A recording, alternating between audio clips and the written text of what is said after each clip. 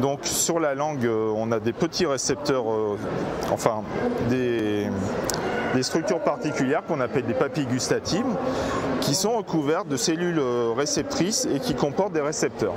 Alors vous avez sûrement entendu parler des principales saveurs connues, donc le sucré, le salé, l'acide, l'amer.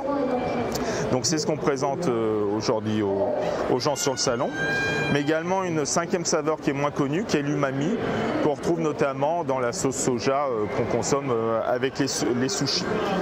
Mais d'une manière plus générale, la perception des aliments en bouche, elle ne passe pas que par ce système des saveurs, donc par la gustation, mais aussi elle fait intervenir l'olfaction. Donc l'olfaction, c'est ce qu'on perçoit quand on sent un aliment avec son nez.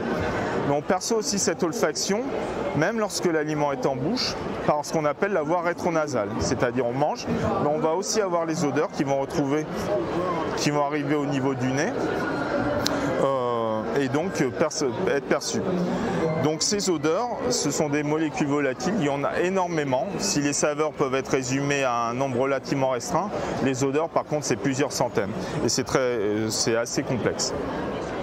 Et enfin, on a un troisième système de perception qu'on appelle le système trigéminal. Donc cela c'est beaucoup moins connu, mais par contre quand je vais vous parler des sensations, vous comprendrez beaucoup plus facilement.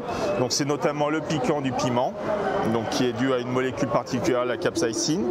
Mais on peut penser aussi au côté pétillant des boissons gazeuses, au frais par exemple du menthol quand vous mangez un chewing-gum au menthol, mais aussi la perception du chaud et du froid.